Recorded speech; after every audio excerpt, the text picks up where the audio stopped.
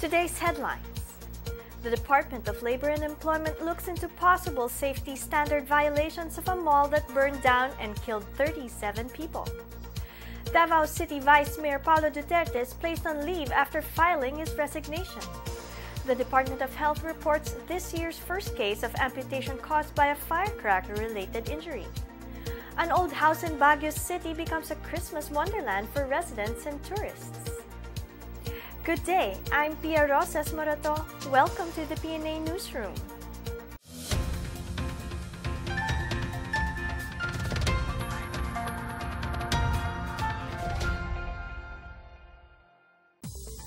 A mall in Davao City may face charges following the fire that killed at least 37 people last Saturday. The Department of Labor and Employment suspects safety violations in the mall may have led to their deaths. Here's our report. The Department of Labor and Employment, or DOLE, will be looking into the possible violation of safety and health standards by the management of New City Commercial Center, or NCCC Mall, in its operations after a fire that broke out Saturday killed at least 37 people. In a statement, DOLE Secretary Silvestre Bello III said he has ordered an investigation of NCCC's operations to determine which legal actions would be appropriate for those responsible. With this, Bello said they are ready to provide emergency employment assistance to workers affected by the blaze. The employment assistance to be provided will be for a period of 1 month. Bello said DOLE will be looking into other means by which DOLE can extend further assistance to the victims of the tragic incident. He also expressed sympathy to the families of the victims. Justice Secretary Vitaliano Aguirre also ordered the National Bureau of Investigation, or NBI, to investigate the incident. The NBI is expected to determine criminal liability. The fire incident that broke out past 9 a.m. occurred while Davao City is still reeling from the damage brought by the onslaught of Typhoon VINTA. The casualties are employees of American firm SSI when a fire engulfed a shopping mall from Saturday morning until early dawn Sunday. Mayor Sara Duterte Carpio, who visited the site and met with the families of the victims, said the city government would extend assistance to the families. She has also ordered the cancellation of all remaining Pasko Fiesta activities in deference to the victims. For the PNA Newsroom, I'm Rom Dulfo. The Bureau of Fire Protection extended its apologies to the families of the 37 victims of the fire at the New City Commercial Center in Davao City. The rescue teams found the charred bodies believed to be the trapped call center agents of Survey Sampling International, or SSI. BFP Region 11 Director Wilberto Rico Neil Kwan Chu apologized for failing to exert all efforts to save the victims. He said that after learning that there are persons trapped inside the restroom and locker room, some responders shifted from suppressing the fire to rescue operations. He said all assets of the BFP, including those from the neighboring cities and provinces, already assisted. He added that heat, toxic gases, and thick smoke slowed down their efforts. The teams found 36 bodies at the stairwell leading to SSI and in the lobby near the area for clients. Another one was found at the comfort room in the 4th floor of the said mall. Mayor Sara Duterte Carpio said there will be separate investigations by the BFP and a third-party investigator on behalf of the families of the victims. The BFP is recommending the total demolition of the mall. Chu also pointed out the need for BFP to upgrade its assets and align with present technology. In the meantime, the mayor appealed for patience and calm as authorities work to reunite the victims with their relatives. The Davao City Council on Monday declared the city under a state of calamity due to the floods and the fire that hit the city. Mayor Sara Duterte Carpio has been authorized to use the remaining 83.4 million peso Quick Response Fund from the city's 30% Disaster Risk Reduction Management Fund. Floods struck the city after Davao River overflowed when Tropical Storm VINTA was exiting through Bukidnon on Friday, December 22. The affected families are still temporarily sheltered in 18 evacuation centers, mostly barangay gyms and schools. The mayor said the Quick Response Fund will be used for financial assistance, relief operations, and the medical needs of the flood victims. For the infrastructure damages, the mayor said the city will use the 2018 disaster funds as local government agencies have yet to complete their assessment reports. Duterte Carpio will use the remaining peace and order funds of her office for the families of the fire victims of the NCCC Mall. The United Nations expressed readiness to extend support to the Philippines' humanitarian response to regions badly hit by tropical storm VINTA.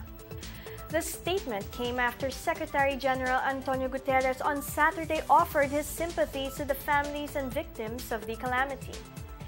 UN Resident Coordinator Ola Almgren said it acknowledged the preparation and response efforts of the government, particularly its rescue and recovery teams as well as volunteers. Pope Francis offered prayers to the victims of the tropical storm after his weekly Angelus prayer in St. Peter's Square at the Vatican on Sunday. U.S. Ambassador to the Philippines Sung Kim and Australian Ambassador to the Philippines Amanda Gorley also offered their sympathies to the families affected by VINTA. The National Risk Reduction and Management Council said about 100,000 families were affected in 998 barangays. At least 125 lives have been lost and more than 159 still missing. About 97,000 persons are currently staying in around 261 evacuation centers. President Duterte vetoed 5 provisions of the tax reform package after noting potential violations of the Constitution and other problems in the tax system. Here's our report. 5 items in the first package of tax reform were vetoed by President Rodrigo Duterte after noting that these provisions will be detrimental to the government and would violate existing laws. The first item is the reduction of income tax rate of employees of regional and offshore company or agency branches. The President said it violates the constitutional clause considering fairness of the tax system for individuals performing similar work. Next to be vetoed is the zero rating on sales to separate customs territory and tourism enterprise zones. It explained that the proliferation of separate territories creates significant leakages and loss of revenue. The current law also only allows for duty and tax-free importation of capital equipment, transportation equipment, and other goods. Third is the exemption from percentage tax of gross sales or receipts amounting not over 500,000 pesos. This proposal would lead to abuse and leakages that affect those already exempted from value-added tax. Another vetoed provision is the exemption of certain petroleum products from excise tax, which runs the risk of being too general and subject to abuse by taxpayers. Last provision to be vetoed is the earmarking of incremental tobacco taxes as it effectively amends the sin tax law. Malacanang assured will do its best to implement the tax reform package while maintaining fiscal discipline and adhering to the principles of fair, simple, and efficient taxation. For the PNA Newsroom, I'm Chris Crismundo. Still to come, Davao City Vice Mayor Paolo Duterte is placed on leave after filing his resignation. The Department of Health reports this year's first case of amputation caused by a firecracker-related injury. These and more when the PNA Newsroom continues.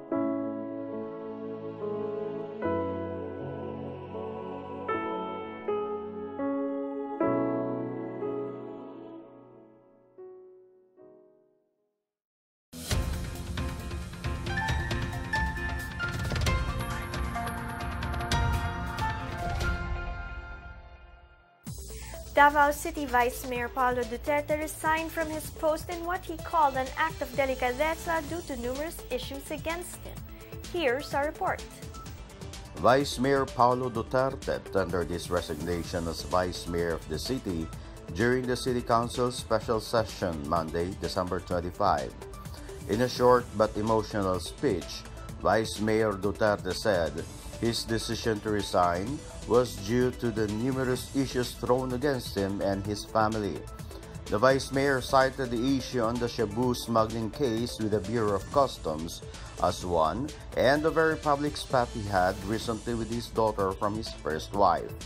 Isabel Duterte and the Vice Mayor recently had a public quarrel when the latter berated his daughter in his official Facebook page after Isabel accused him of hurting somebody. He cited following the principle of delicadeza, which he learned from his parents as he left his post.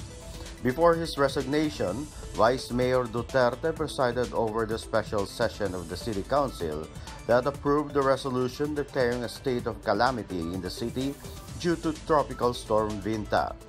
President Rodrigo Duterte meanwhile said he has never suggested to his son to resign. Duterte said Paolo did consult him about resigning, but he instead told his son to decide what is right. Duterte said the Vice Mayor could have been fed up about the issues against him. He stressed that Vice Mayor Paolo considered the issue linking his name to the smuggling scam as most unfair. For the PNA Newsroom, I'm Benty Shorta. Davao City Vice Mayor Paolo Duterte will remain on leave until President Rodrigo Duterte will approve his resignation. Mayor Sara Duterte Carpio said the family, including President Duterte, is aware of the Vice Mayor's decision to resign. Duterte Carpio said it was discussed in the past few weeks. The mayor said she understands the Vice Mayor in emphasizing delicadeza and honor as part of his decision to resign. For her part, the mayor said that she would support whatever decisions her brother makes. Duterte Carpio said the Vice Mayor announced his resignation during the special session on Christmas Day because it is his only chance to thank the councilors, the employees of the Sangguniang Panglungsod, and the people of Davao City. Councilor Bernard Alab will assume the Vice Mayoral post, while all of Vice Mayor Duterte's staff will be transferred to the office of the City Mayor. Duterte resigned citing recent unfortunate events such as the accusations against him in the customs smuggling case and his public squabble with his daughter Isabel. The Department of Trade and Industry remains optimistic that the European Union will continue to grant the Philippines the benefits of Generalized Scheme of Preferences Plus or GSP Plus. DTI Secretary Ramon Lopez said that both the Philippines and the EU signaled to continue engagement on GSP+. The TTI chief said that it is more probable that EU would sustain the status for the country as it is now less concerned with issues like compliance with the labor law.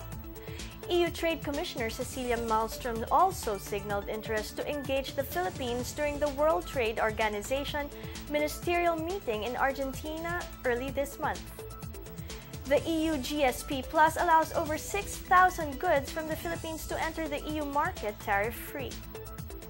To maintain the status, the country has to adhere to 27 international conventions. During the last quarter of the year, the EU Trade Commission conducts a review of the GSP Plus granted to the Philippines. The Department of Health reported one case of amputation in its surveillance system during the Christmas revelry. The DOH said the blast injury with amputation was caused by using boga, an improvised noise maker. The 29-year-old male from Basista, Pangasinan had two of his right hand fingers nearly mangled by the firecracker.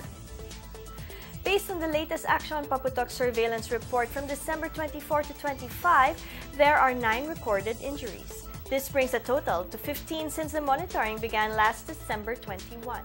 The DOH said the current total is still lower compared to the previous incidents it had seen in its 5-year period monitoring. The report added that majority of the cases happened in the National Capital Region with 9 of the 14 cases. So far, no deaths and fireworks ingestions were recorded. The DOH earlier conducted hospital visits to monitor the preparedness of hospitals in responding to health emergencies, including firecracker-related injuries. Displaced residents of Marawi City underwent intervention with the help of religious scholars. They were taught to turn to God as they accept their circumstances and live in peace. Here's our report.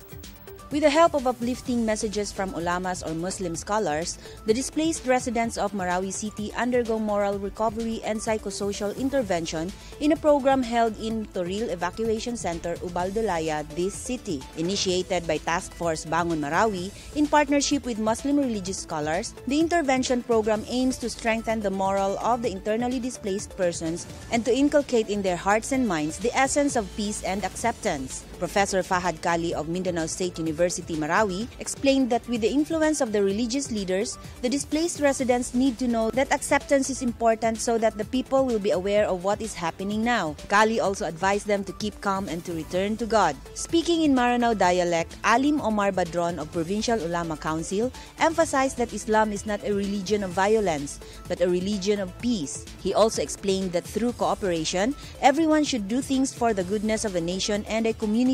Meanwhile, solar lamps, food packs, and toys were also distributed to the IDPs staying in Toril Evacuation Center. Another psychosocial intervention program will also be held in home-based communities in Barangay Upper Hinaplanon, Iligan City. For PNA Newsroom, Sweet Lukman, Philippine Information Agency.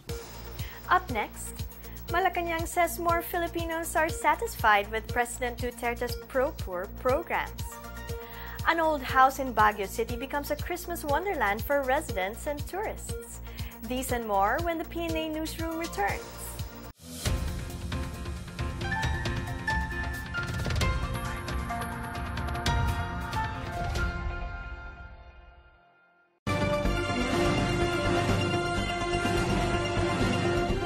As we celebrate the year's most festive and joyful season, I would like to greet all my fellow Filipinos a very Merry Christmas. And in the midst of all merriment, let us pause and remember our countrymen who have lost their lives fighting for the integrity of our country, and for those who lost their homes and loved ones in the recent war, those who are far from their families, and those who are not as fortunate and as blessed as most of us. Let us show our true compassion and include them in our supplications during the Yuletide season. And as always, I wish a progressive and peaceful country and for the prosperity of our countrymen. Maligayang Pasko at manigong bagong taon sa ating lahat.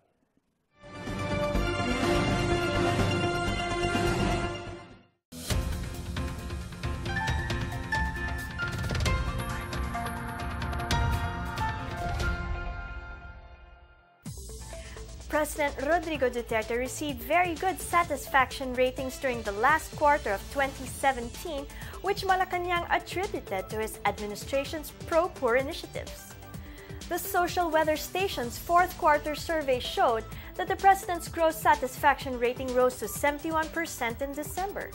Presidential Communications Operations Office Secretary Martin Andanar said the president's rating can be credited to the government's thrust to push for a more inclusive economic growth. The secretary lauded the administration's economic team and the members of Congress for working towards the enactment of the Tax Reform for Acceleration and Inclusion Act, or TRAIN. He said majority of Filipinos stand to benefit from the pro-poor tax measure. Meanwhile, the palace expressed its optimism regarding the government's declaration of a unilateral ceasefire with the Communist Party of the Philippines' New People's Army. Andanar said the president's decision to suspend military operations against communist rebels would enable the country's soldiers to spend time with their families during the holiday season. President Rodrigo Duterte led the commissioning of 2 government ships at the Sasa Wharf in Davao City. The president said the commissioning of the BRP Lapu-Lapu and BRP Francisco Dagohoy will help strengthen the state's ability to combat illegal fishing and respond to disasters. President Duterte said the 2 steel-hulled offshore vessels will be deployed in various parts of the country to intensify fisheries law enforcement operations. The ships will also be used to transport food during hunger or famine and for search and rescue during disasters and calamities. He cited the devastation to vital infrastructures as well as casualties caused by Typhoon Urduha in Biliran.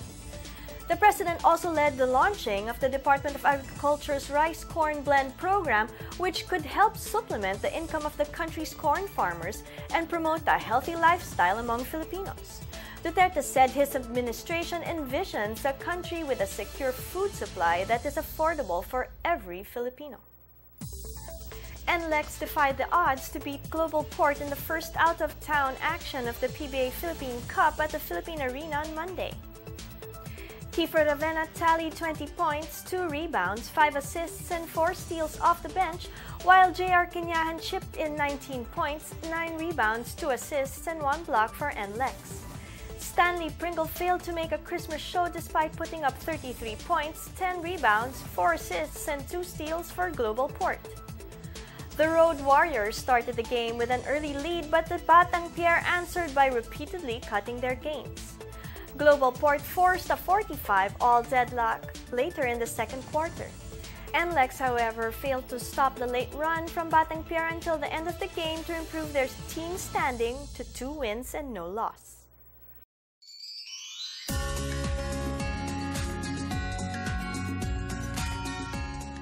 A Christmas house in Baguio's city has become a holiday destination for tourists and locals alike. The house not only livens up the Christmas spirit but also inspires and gives hope to others. Here's our report. A Christmas house on Brower Road is among the anticipated holiday spectacles in Baguio City due to its dazzling display of Christmas images, lanterns, and lights. Filipino Arevalo, a retired Armed Forces of the Philippines colonel, and his wife Norma, a musician, related how their family began the holiday tradition of sprucing up their 94-year-old residence in 1994. The couple shared that after the July 16, 1990 earthquake left the city in rubbles, they and their 11 children decided to do something to help boost the morale of their neighbors. The family started to decorate the facade of their house with various Christmas images and lights to give joy to the community and help the people to somehow rise above the tragedy and find reason to commemorate the birth of Jesus Christ. The couple said that since then, every time their neighbors see the house already decorated, they know it is already the start of the holiday season, a time for jubilation to forget about the earthquake. This year, the Christmas house has been fitted with 200 lanterns and 100 strands of Christmas lights. Inside the couple's collection of extraordinary and exquisite decors, which they call their toys, fill up every nook and cranny. Norma said on the night before the start of the Misa de Gallo, they hold a Christmas fiesta in front of their house where various dishes are served to all people who come, while waiting for the formal switch on of lights of the grand holiday display.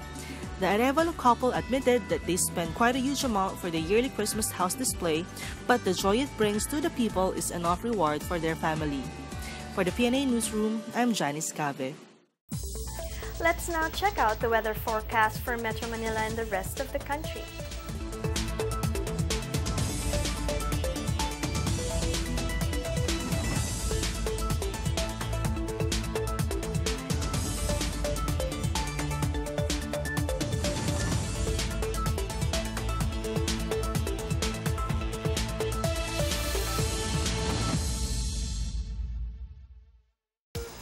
Let's take another look at today's headlines. The Department of Labor and Employment looks into possible safety standard violations of a mall that burned down and killed 37 people. Davao City Vice Mayor Paolo Duterte is placed on leave after filing his resignation. The Department of Health reports this year's first case of amputation caused by a firecracker-related injury. An old house in Baguio City becomes a Christmas wonderland for residents and tourists. Just a few more days left before we usher in the new year. For more stories, please log on to www.pna.gov.ph or visit the PNA page on Facebook and Twitter. And that's your daily dose of the hottest news and the latest information that you need to know from the PNA Newsroom. I'm Pia Rosas Morato. Good day.